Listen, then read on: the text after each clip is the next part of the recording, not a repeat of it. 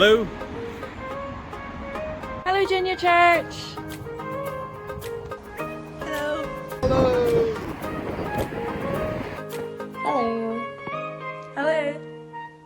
Hi guys. Hello. Hello. Hi everyone, I'm Rachel. Hello, I'm Megan. Hi guys, great to be back together again online. Rock the boat, don't tip it over. Rock the boat, don't tip George! it over. What are you singing? I'm singing my favourite song. Rock the boat. Uh-huh. All these storms and bad weather, they've put it in my head. That's right. But it's so much fun. There's been a lot of storms recently, hasn't there? Uh-huh. But George, I don't think you know the words of that song very well. What do you mean? I thought it was perfect. But anyway, do you know what, George? Uh-huh. Today's story is all about a storm as well. Oh, It's about a very, very big storm that happened when Jesus was in a boat with his disciples. In fact, Sarah is going to tell us our story today. oh. Hi, I'm Sarah and I'm one of your junior church leaders and I'm going to tell you your story today. To get us going, here's a question to think about. Where is the most comfortable place that you know of where you can fall asleep? For me, the most comfortable place for me to fall asleep is in my bed with my duvet wrapped up around me right up under my chin and a fleecy throw blanket wrapped around me too and a hot water bottle in the bed with me. And I know when I've got all of those, I'm going to be really comfy and I should fall asleep pretty quickly. In our story today, we're looking at a time when Jesus fell asleep. But he fell asleep in a rather strange place. I'm going to show you two little video clips that are from this past week in Northern Ireland. Okay, we've had some crazy weather the past week. Up at the north coast, at the beaches, there were some crazy waves. And then at the weekend as well, it was really windy. I think it was Storm Eden that came and had the trees blowing really noisily. So have a look at these couple of little video clips and see if you can see the surfer in the middle of the wave and if you can hear the wind in the next little clip. Have a look at them.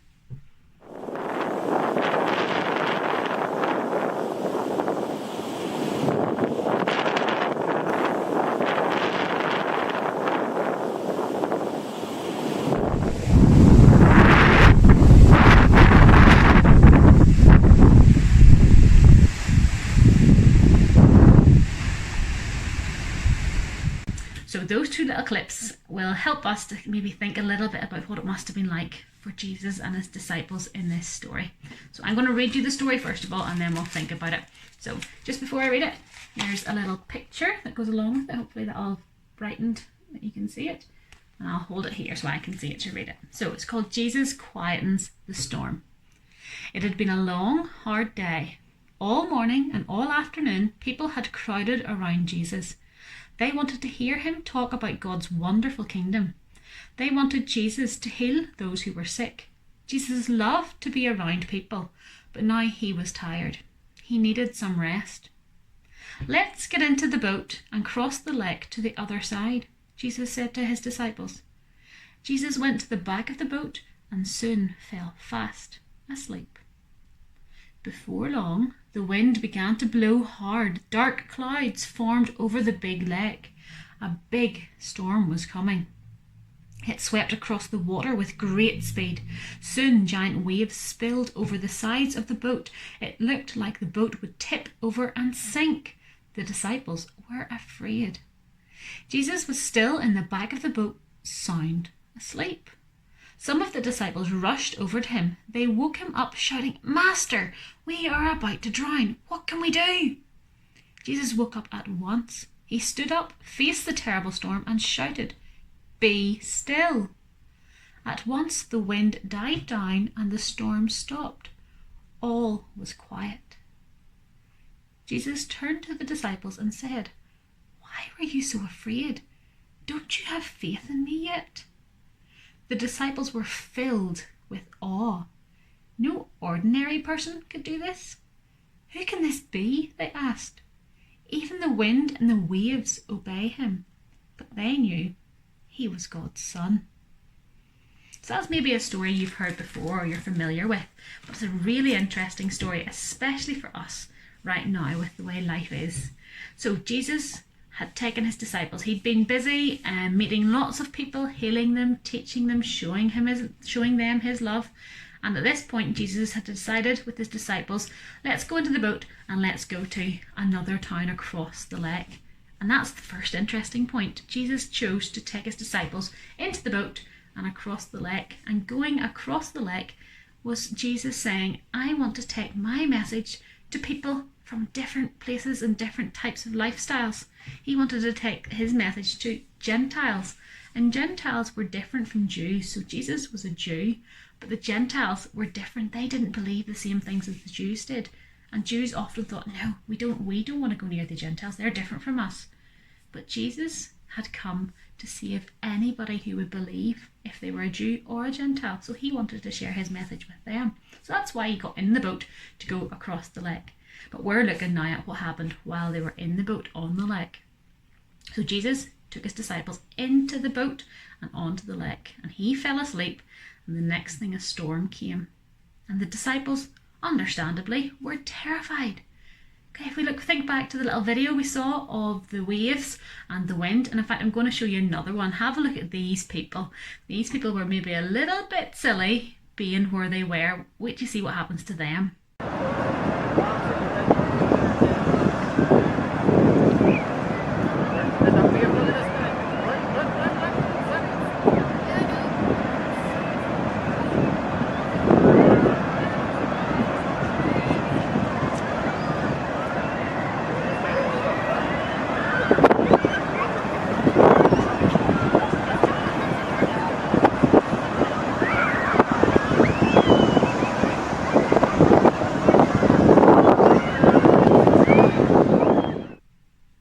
The disciples maybe thought something like that was going to happen to them. All this wind and all the waves were coming at them.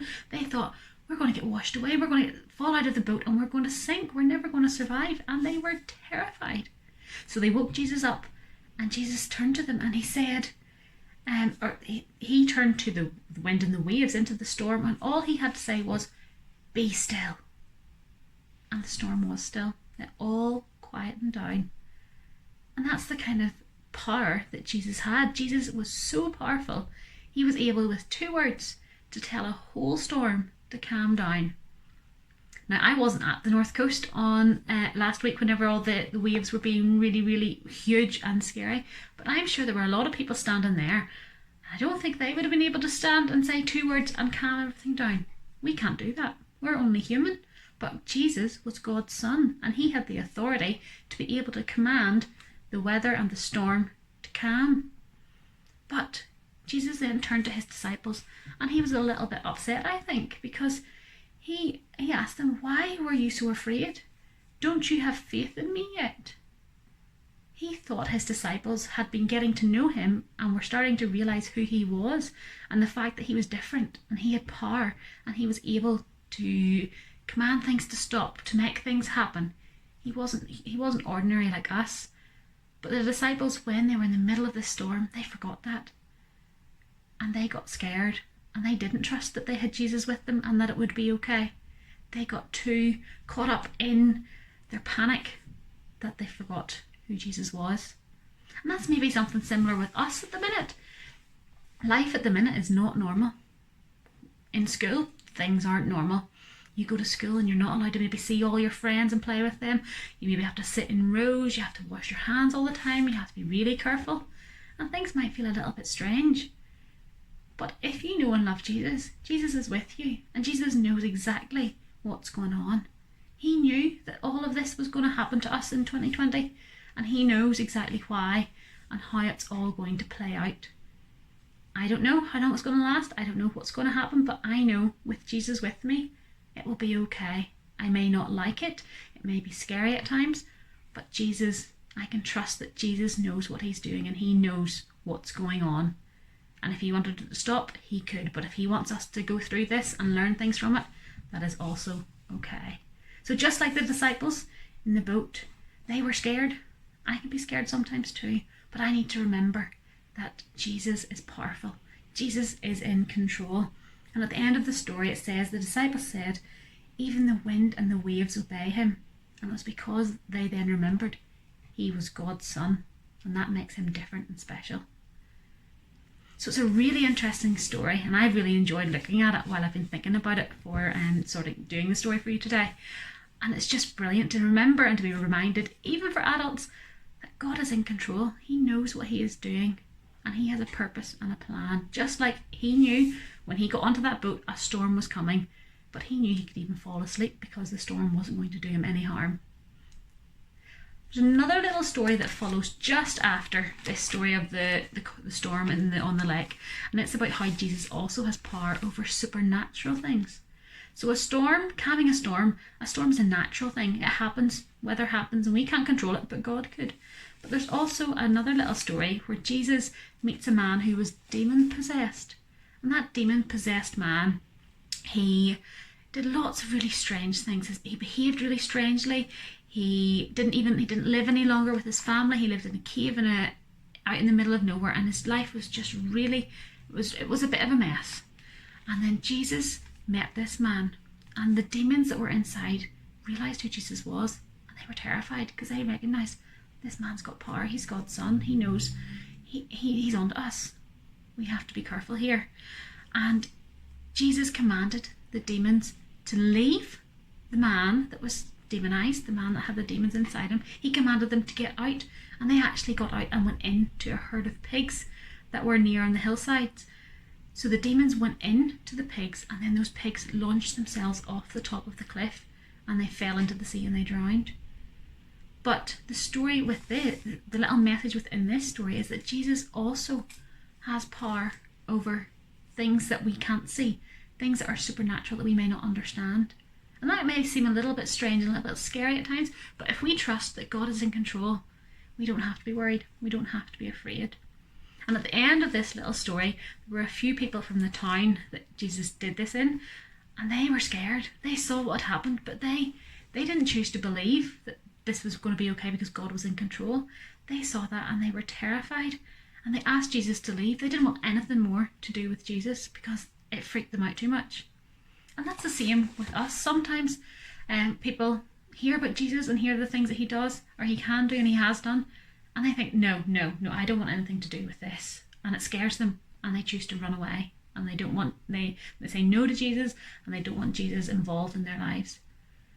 So they have a fear of Jesus, but that fear doesn't lead them to trust. It leads them to turn away. But the disciples in the previous story, in the boat, once they realised and they remembered who Jesus was, they said, Jesus is God's son, and they didn't run, they continued to follow him. And we have that choice as people. We can either be presented, when we're presented with the stories from the Bible, we can either choose to believe and trust, even when things get scary, or we can see the scary things and decide, no, it's not for me, Jesus, this is not for me, and turn. And that's an interesting choice that we have to make. It's a very important choice. I have chosen to trust Jesus, even though I don't always understand them. But there's many people who choose the other option, and it's very sad. So we need to continue to pray for those people and try and keep telling them the good news and the love that Jesus has for them.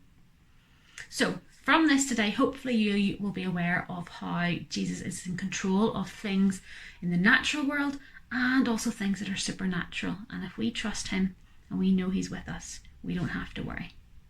Thanks for listening. Wow! I can't believe Jesus calmed the storm. I know. And I can't believe he even slept through it too. That's right. Who does that? I know. I couldn't sleep through a storm. But you know what, George? Jesus had nothing to fear because Jesus is God and Jesus was in control the whole time. Oh, I see. But George, we are going to hear a little bit now from Gift, another one of our junior church leaders, because she's going to share today's spiritual exercise, which is all about worship, and she's going to share a little bit about how worshipping God has been like for her in these unusual times.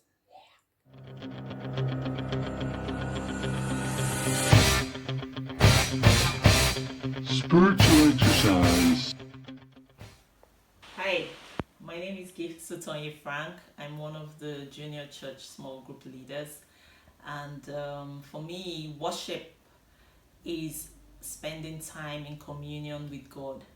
Lockdown has really been a blessing in that it has afforded me more time to spend in communion and communication with God. And usually I wake up very early in the morning. I come downstairs, and actually this is where I sit. I sing some songs, sometimes using my favorite YouTube gospel track, after which I go into prayers. I pray for my loved ones and those I'm in connection with. I also spend time reading the Bible. For me, I read the Bible, but I always have this notebook with me because I'm very excited when I see new things from the scriptures, or there's a question on my mind, or even a prayer. I want to make sure I've captured it by writing it down, and so that I can refer to it at some other time.